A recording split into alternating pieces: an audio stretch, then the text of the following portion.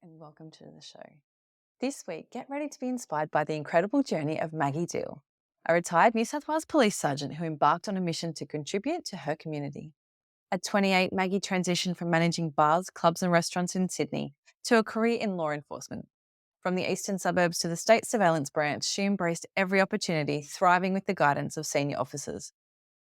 In 2009, Maggie transferred to Lightning Ridge and moved to Walgett shortly after, where she was promoted to sergeant. It's here that Maggie began her journey with isolation and mental illness. A transfer to Wagga Wagga brought new challenges, further impacting her mental health.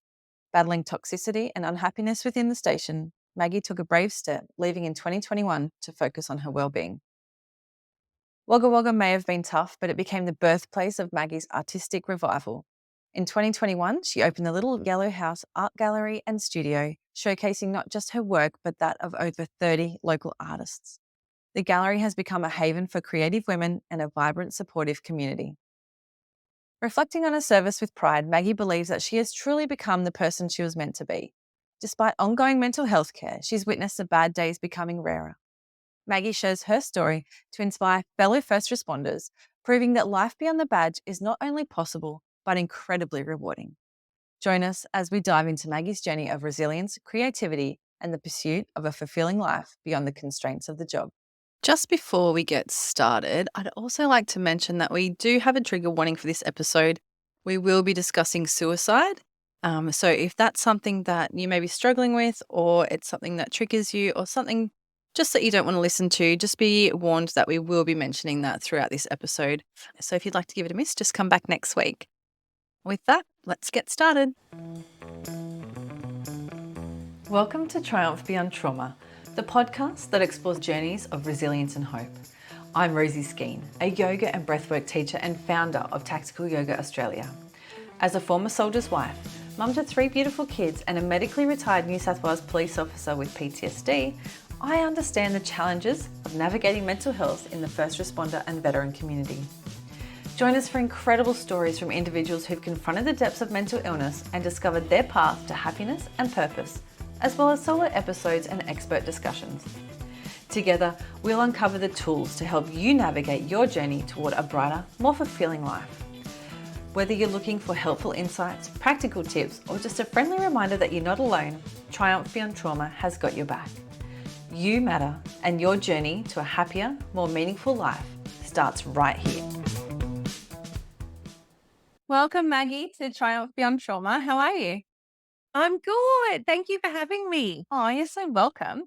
I thought we might just get straight into it. So, can you tell us how you came to join the New South Wales Police Force? What led you in that Ah, direction? well, it was a long time ago. It was over 20 years ago, and it was just after 9/11. Not that that was what made me join, but I'd been in hospitality for years and, getting people drunk and not really doing much beyond that. And I felt like I needed a job that I actually contributed to, played a part in the community rather than just doing something that didn't really seem worthwhile. So I had no idea what I was getting myself into. Didn't know any cops. I don't think I'd ever talked much to cops, just decided that I wanted to do something to help. And I looked at the ambos and I looked at the cops and I went, I don't like bodily fluids, so I'll Yeah. join the cops. Yeah. Oh, Yeah. So awesome. that was 20 years ago. Wow. So, from Goulburn, where did you go after that? So I went to Waverley, Bondi, which was fantastic. I'd already spent a lot of time in the eastern suburbs, so really enjoyed it, enjoyed the pace, had a amazing group of people that I was working with, like my team. I think it's always the way when you first join the cops, your first team is like the best team ever. Yeah. I still remember it as being that, but we would, have coffee at the beach and the jobs were varied and it was exciting, and I didn't want to have my days off because I wanted to be at work Yeah. And like everybody. yeah, what sort of jobs were you getting over there? It was a mix. We did obviously a lot of break and enter, a lot of stealing. We used to have competitions to see how many shoppies we could do in one day Yeah. because we had Bondi Westfields and we would do a massive amount. But then we had a good mix of everything. So Yeah. it was really interesting work, and they were really encouraging of us to become involved and participate. So we had GDs had a really good relationship with detectives, and they would let us come and help, and it was just a really good learning station. That's so nice, isn't it, for your first one especially? Yeah, And from there, yeah. where did you end up after that? Oh goodness. From there, I decided to join surveillance, state surveillance branch. Did because I met a girl from the branch who had been there for 4 years, and just talking to her, the way she talked about it, she absolutely loved it. And I thought, if someone's talking like that after 4 years of being somewhere, it's got to be a good place to be. So again, had no idea what I was getting myself into. Went and did the tests, passed. Went and got put on the course. That was 2 of the hardest months of my life, I think. Just it was unlearning all of the skills that you'd learned as a cop, or all of the mannerisms, and relearning all these new things, but it was great fun. Yeah. So went into that, worked on what they call the dark side of surveillance, so a little bit of PSC work, we did terrorist work, high profile stuff. So I was away a lot. We spent a lot of our time traveling around the state and doing really interesting work. And that was for kind of 4 years. And then out west to Lightning Ridge. Ah, so you're at Lightning Ridge before Walgett. Yeah, yeah. I had been out to Walgett because friends of mine, my best friend Trace, and her husband were transferred out there. I'd gone out for some, like, to help them get settled and things, and met the commander out there and decided that I really wanted to try something different. He said, "Well, we need people at Lightning Ridge. If you're prepared to do that for a few months, 6 months, then I'll transfer you to Walgett." And he did, and I was there for, I think I was there for about 8 months, Yeah, right. which was pretty weird. So definitely an eastern suburbs girl going out to Lightning Ridge, where most of the people had no teeth, which I found out later was because the dentist out there had pulled them all out and defrauded them and then not put new teeth in. It was strange. Yeah. I reckon it took me a good 6 months to stop yelling at the boys when they were driving the truck, to stop so that I could take pictures of the animals. There is a lot of wildlife, isn't there, compared to Waverley? Man, I couldn't believe wild pigs and emus, and I felt like I was in a zoo. Yeah. I was like, this is not anything like what I'd ever experienced before. Yeah. But it was good. The team were awesome, and yeah, and then down to Walgett for 6-ish years. And then from Walgett to Wagga. And that's where you are now? And that's where I am now, and have been for 8 years, and love it. Yeah, It's home. that's so lovely. I don't know if people know this about you, but you have struggled in the past with some PTSD. Yeah, Do you wanna yeah, talk about that? yeah. Well, I'm pretty open about it, and I try and be open about it because I think there's not enough people that just talk about their situations and normalize it.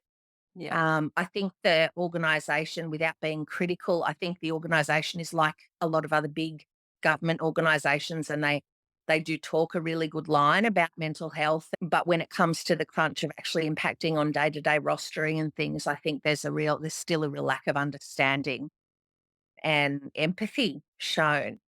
So I always thought I was actually pretty tough, and I thought I was very good at putting feelings aside and putting them in boxes yep, and tucking the box away and just not dealing with it again. And that was my way of getting through. I remember when I did my SPO, we went to a deceased, and the inspector had said to me, "Do come on, Maggie, come along, you need to see a dead person." I'm like, "Yeah, yeah, no worries." Went along, and it was a little old guy who'd killed himself. And he had taken some pills, but before that, because he didn't want to be a burden on anyone, he'd cleaned his whole apartment. He'd lined up his reading glasses, his hair comb, his wallet, his keys. He'd written a letter.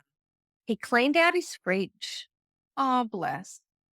And I've never forgotten it, and it made me so, so sad. I thought, can you imagine, like, cleaning your fridge is a pretty crappy job at the best of times, but knowing you're doing it because you're gonna kill yourself, Yeah. like, being that alone, it just hurt my heart. But I remember the inspector said to me, because he could see I was getting a little bit teary, and he said, "It's not about you, Maggie. It's not about you. Put it aside." And I went, "Yep, yep, gotcha. Not about me." And I think that was my thing in my head for the next 20 years, was whenever anything was horrible and I was feeling heartsick or not dealing with it well, I just said, "Not about you. Get over it. It's not about you." Yeah. So, and put it aside. And I only noticed that things weren't getting put aside, I think, when I went out to Lightning Ridge and I was lonely. Yeah. I had no family or anything out there. So I had my dog, but we had a couple of really hard situations and I had a really good team around me. It wasn't that, but I think I was lonely, and it allowed other feelings to creep in. And then a friend of mine in the job killed himself, and then another one killed themselves. And I remember distinctly one day I called in sick to work because I couldn't put my uniform on because it hurt my skin. Yeah. But not about me. So I Yep. got on. Keep moving. I got on, and I kept being the police officer that I thought you were supposed to be. Went to Walgett, had a few had a few curveballs thrown at me through my own creation, I guess. But again, was ended up in a position where I was incredibly isolated, incredibly lonely, dealing with some complaint issues at the station, but also not having family or anything, and decided I would kill myself, Wow. but didn't, Thank God. which is yeah, which is like, thank goodness in Mhm. retrospect. But yeah, got to a place where I thought it was better to not keep going. Was very lucky that I had a friend, highway patrol bloke, God bless him, who saved my life. Yeah. Was my friend, looked after me, talked to me, brought me cigarettes, just just was there and made it really clear he was there and he was not going anywhere. And then I was lucky to I was transferred. I was force transferred, so it was an awkward situation to Wagga. But the commander here was a friend, and his wife was one of my friends, and they literally took me here and said, "We will take care of you." And they did, which was great. Yeah. As I turned up here, I was pretty broken. That was a broken unit, but I came here and loved it. Like, Wagga is the world's busiest place. Yeah. I couldn't believe it. I went from Walgett, and I don't think I'd used the siren in 6 years, because why bother? Yeah. Here, oh my god, use the siren 20 million times a shift. Yeah. You get armed robberies, like, you might get 3 armed robberies in a shift. I Wow. was like, "Wow, this is crazy town," but I really like it. But knew, like, I'd seen a doctor at Walgett. Mm, Psychological assistance out there wasn't good, No. though, so pretty much got prescribed an absolute truckload of antidepressants and, sleeping tablets and wakey tablets and just general feel better tablets. So, it was only I just started taking them because I thought that would help, and it did. Like, it kinda numbed everything and got me here, and I was able to kind of muddle my way through until I got to a point where I was really struggling. Was very lucky that there's heaps more mental health services in Wagga. Found an amazing GP and an amazing psych who kinda kept me on track for a little bit, and I did it as long as I could until I couldn't do it anymore. There comes a point, doesn't it, when you have to say, I think that's enough now. Yeah, well, I think if I hadn't had the art, that point would have come a lot earlier. I really do think I started painting again when I moved to Wagga because I moved in autumn. The place is amazing. The trees here are amazing. I moved from Walgett, which was like brown Yep. and dust, and I hadn't painted in 20 years, but I just wanted to paint. So I did and just kept doing it. And then my psych was like, you need to, like, this is good for you. You need to do it. But I found the better I got my art, the worse it was the police station. Oh, really?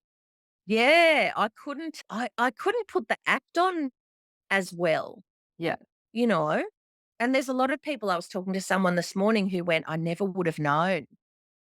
And I was like, yeah, it Mm, was it was hard, but I think art opens up feelings and you start to let feelings in and you have to deal with all of them come. So when they come with policing, you yeah, you can't put them aside. no, that's it. I remember my psych distinctly saying to me, because she said, I think your time's come. And I was like, no, no, it doesn't. Like, what would I do? I don't have a husband. I don't own my own home. Like financially, I can't, what would I do? I'll be living in a box. My dogs will be in a box with me. And she said, if I told you that staying in that workplace, you would get cancer. In 2 years, you'll have cancer. Would you stay? And I was like, well, like, probably not. She's like, it's exactly the same. If I Yeah. told you in 2 years you will be really mentally unwell, will you stay? And I was like, well, that's not such a cut and dry no, because you think you can wing it Yeah. till you can't. Yeah. I think when you Mm. say, some people don't know, I think even like in my experience, I was so good at putting a mask on that I didn't even recognize it at times. Oh, yeah. It's does sneak up on you. You're the best actor in the world. You really are. By the time by the time I finished, I would spend my 4 days off. I wouldn't shower. I Yeah. would stay in the same pajamas. I would try and paint, and I would just hide at home, but no one at the police station would ever have known that, Yeah. It's like, crazy. no one. Yeah. And that tells me that if I'm putting an act on and you were putting an act on, then how many other people are going in there every day and putting an act on, and that's not a way to live. No, it's not, is it? And it's such a No. worrying thought, when there are, especially when we talk about suicide, Mhm. how many people are having these thoughts and they're not getting the support they need because they're so good at pretending that it's not an issue. Mm. Yeah, Yeah. and I think you feel like you have to pretend it's not an issue. Because there is still, as much as people say they're supportive, there's that niggling feeling in the back of your brain that says they're not gonna be. No. Yeah. It's slowly, slowly, slowly changing, but Yeah. there's still a lot of stigma around mental Yes. health and especially policing, I find. You don't want to get taken off the road and you don't want your gun locked up. And Mhm. even they probably can still do the job, but you just need a little Yes. bit extra support, which is definitely, there's a lot of work to be done. Yeah. Well, I that was my fear being, I ended up as a substantive sergeant. I'd been relieving as an inspector, like officer in charge of Wagga for a lot of the time. I was like, I don't want to get my gun taken away. I don't want to be not operational. And I was really lucky in that I was very open with the command that I was seeing a psych and I had a P902. So, the seeing her was paid for, but I didn't take any time off until it got to a point where I thought I just need to cut myself some slack and give myself some extra time. So, decided to go part time for a little while. Didn't do it as work cover because I didn't want the stigma. Yep. I just said, I'm going to paint a little bit more. So I'm going to come in here a little bit less, went part time, took the hit to my pay, and just kept seeing my psych and tried everything to manage it on my own. You don't want to be that person who's off on work cover because it is. I've sat in interim management Yeah. meetings and had conversations about people that I now look back on and think I wish I'd looked at that differently. I do the Yeah. same. Yeah, and you don't know, do you, until you know, which is so sad. Yeah.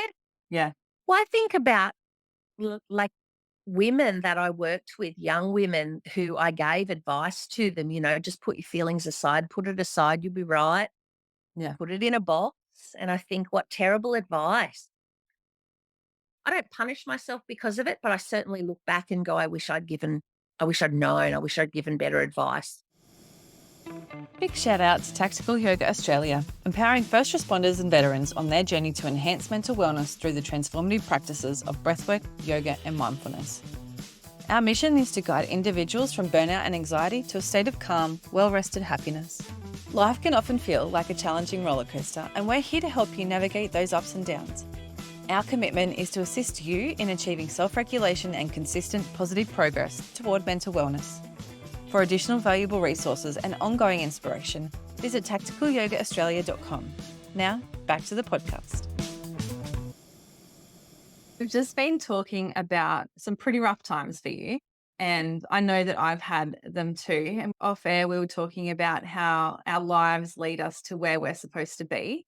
And obviously, I'm doing this and I'm trying to get the word out to other people that it's normal and emotions and your mental health is completely normal. Mental illness, especially for first responders, is actually sadly completely normal. What are you doing with yourself now? So I am running my gallery, which I opened 2.5 years ago. I opened it while I was still in the job. So I was doing both Wow. for a while. And the only reason, honestly, the only reason I got to open it was because there was a program with Create New South Wales that subsidised the opening of a business. And that slowly evolved when I took some time off.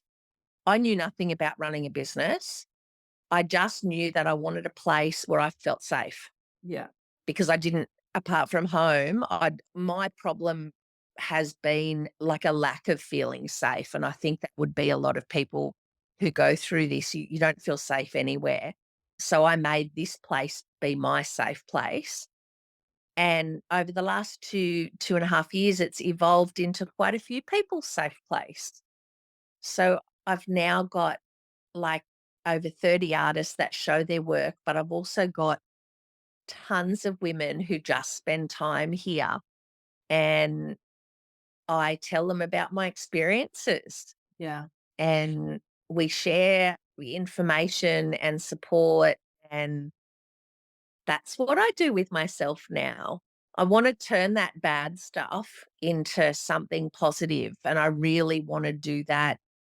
We have run workshops and things for emergency services workers and health workers and AMBOs and defence personnel in here, um, because I get the need for a safe place Yeah. and I know I can give that here. So that's kind of what I'm doing with myself. That's I'm still amazing. healing. I think we're always still healing. I mean, Yeah, I think I had a realization a couple of years ago. I think it's going to be forever, every day you got to show up for yourself. you do. Well, I thought I'd get fixed.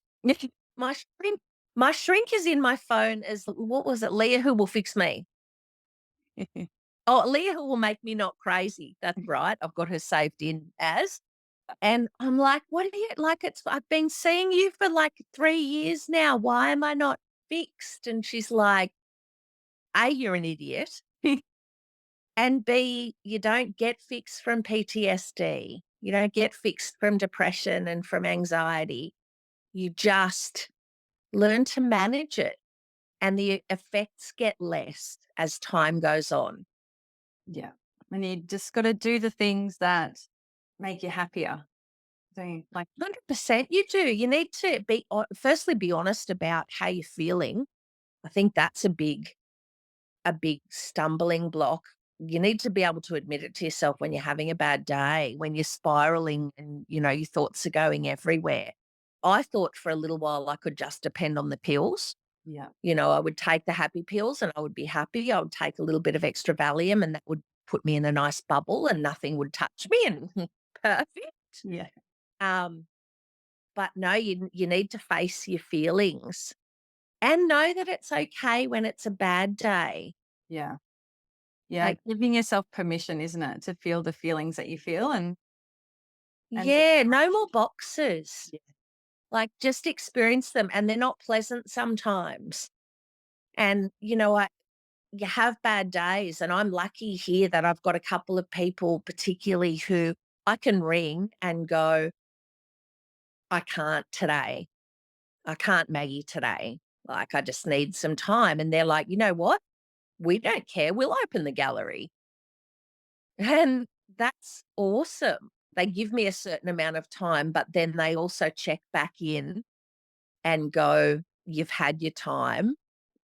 Now you pick yourself up." And I find that's the thing that helps. Yeah, absolutely. You need an end.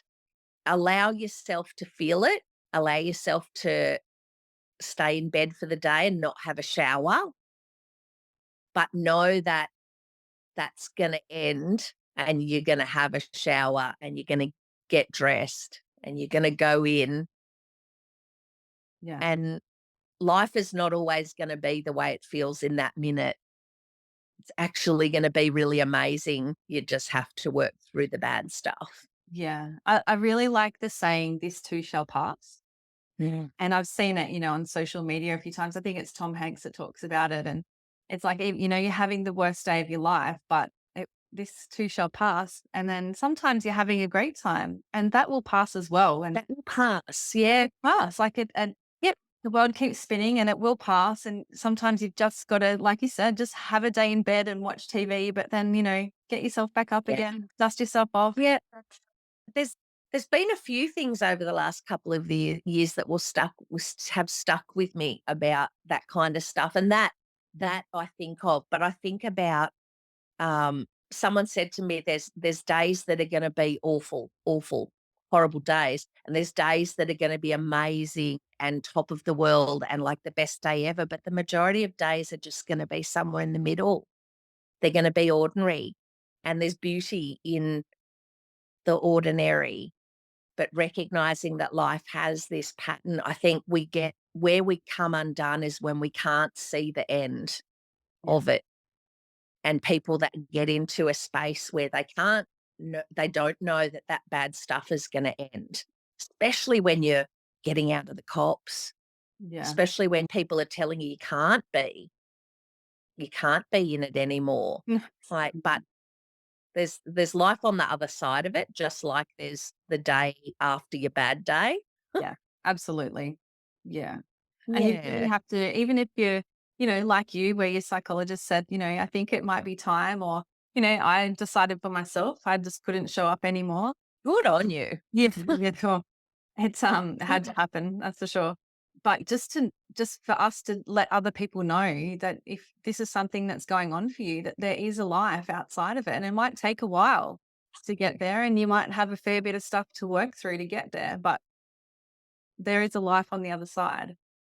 Absolutely. I think the hard thing I found, and talking to a couple of friends that have been medically retired, was that policing and emergency services and the defense, whatever you're in, they're the kind of jobs that they give you an identity just by virtue of what the job is. The uniform you put on, people make certain assumptions about who you are as a person, and you start to believe that that is what you are as a person. Yeah. I was really lucky in the sense that as I was getting out, I was already starting to identify myself as an artist. I felt like I had this other identity coming out. I feel, and I've had other friends say this to me, that where they've really struggled is that loss of identity when they get out. Who are they now without it? And Yeah. you know what it's like. You might keep in touch with one or two people, but you don't hear from the majority of people because they're busy. They go on, they've got their lives. Yeah. So who are you at the end of the day when the uniform's been handed back? Yeah. I was really lucky. I'd started to become this person that I am now, who's probably more me than I have been in a long time. And my suggestion to other people would be, work through it, but find out who you are. Find out who Rosie is as a person, what's important to you, what your values are, who do you identify yourself as, because it's not a uniform. No, Once you start being able to do that, you can start moving forward a little bit. But life is awesome on the outside of it. it is. It's nice. It's nice not having to go and lock Oh, people up, isn't it? I don't watch the news. I've educated all my friends. I don't want to know about that big accident that happened last week, or no, I don't want to know. Yeah.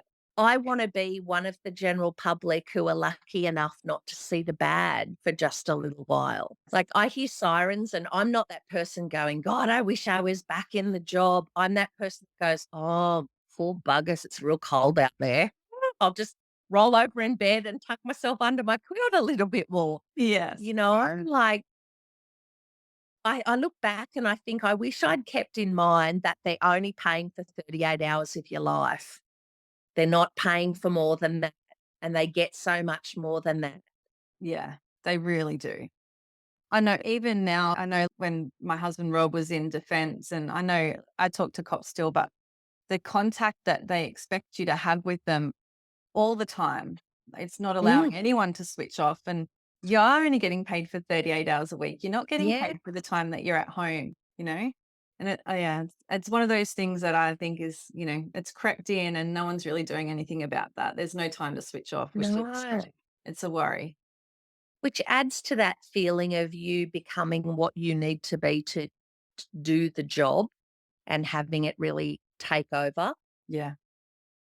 I think, because you don't escape it. And they tell you you're a cop 24/7. You Yeah, see they a do. car accident when you're driving down the road, you're expected to do something, Yeah. and you want to because you take an oath, That's it. Yeah. but it's not healthy. No, not for the long term, really, is it? It's not sustainable. That's for sure. No, no, not at all. So I have two more questions. One of those Mm, is, what advice do you have for people who may be hesitant to seek help for their mental health issues? do it. Obviously, do it. Um, Absolutely. I, there's so much fear around it, and it is a massive decision to make, and it will impact your life because in learning more about yourself and dealing with your mental health issues, yes, there is a chance that what you'll discover is that you can't do what you were doing, that you need to do something different. So it's scary, but we live for what, 80, 90 years if we're lucky. It's a long time to live not living. Yeah. And it mightn't, on the opposite side, it mightn't be the end of everything. Like, get some help. You might become a better copper. You might Yeah. become a better firery. You might become better in defense. Not everyone that gets help for mental illness gets out. Everyone's story is different, but I would just say, just do it. Go and talk to someone. Tell them what's honestly going on. Yeah. And it's a lot of people, there's a lot of help available. There's the EAP, I know in the cops, and I'm sure the other organizations have it as well. And it's there for people to use, like Yeah, go and make the phone call. it is. It is. And look, I used it here and there. Um, but do what feels good for you. If you want to keep it private and see someone outside of the job, then go and see someone. Yeah. Talk to other cops who are in the same boat. And I only found my shrink because I was recommended to her by someone that I trust. Go and give it a go. What's the worst that can happen? I think while you're in the throes of PTSD, you can't feel any worse than you already feel. You might as well have a crack and talk to someone. Yeah. Absolutely. Yeah. Mhm. I was going to ask you what message you'd like to share with first responders to give them hope or inspiration, but I think you've already done that. You know, Oh, there's this, there's life on the other side. there's life on the And other side. it's a really good life. You don't wear the boots, so your feet are happier. Yeah. That's like, you don't wear the belt. You can take a long time to pee without worrying that it's going to be a code red job going. So you've got to like quickly jump up and get dressed again. But Yeah. you can get to the point where you're just a member of the public, and that's an okay place to be because you start to realize that most of the people out there are really, really nice people. Some are assholes. I don't know if I can say that. It's true. And But you start to realize not everybody is. You don't make the judgments that you used to make and you let people in, and it's just a good way to live. yeah, Especially if you've done your service, you've given what you could give, and you've probably given more. Give something back to yourself and let yourself have some time yeah, I to love just be you. Well, we don't take any care of ourselves. We took really good care of like our teammates and stuff and the community for years, but we didn't take care of ourselves. yeah. You're at the bottom of the list, really, aren't you? Of things to Of do course and you things are. to And then take if care you of. add in, you're a mum, you add that in. I'm lucky I only have 4 children, but you're at the bottom of every list. And if you do that for too long, you have nothing for those people anyway. So there's no point.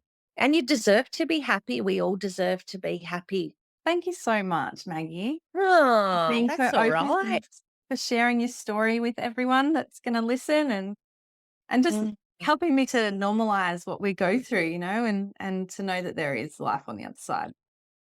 Yeah. I learned a lot about humiliation in Walgett. So being honest about personal things now, I I can do it. Glad. And if it makes a difference, then I feel good about it because I am pretty lucky. Like I come out the other side. Wow, what an inspirational woman Maggie is. The Little Yellow House Art Gallery has grown from over 3 to 30 artists across the Riverina, and Maggie offers classes for adults and children, private lessons, NDIS classes, private parties, exhibitions, charity events, and more. If you'd like to check out Maggie's gallery, you can head to littleyellowhouseart.com.au. You can also find her on Facebook and Instagram at the Little Yellow House Art. I'll link to all of these in the show notes, so go and head there and check out all of Maggie's work. Thanks so much for listening this week. I'll catch you next time. I hope you've enjoyed today's episode. If you have, make sure to hit subscribe so you never miss any new ones. We release fresh content every Tuesday. And while you're there, take a moment to leave us a review. I would genuinely appreciate your thoughts. Don't forget to connect with me on Instagram and Facebook at Tactical Yoga Australia and share this episode with your friends, family, and workmates to spread inspiration. Your support means the world. My name is Rosie Skeen. Join me again next week for another empowering and positive episode of Triumph Beyond Trauma.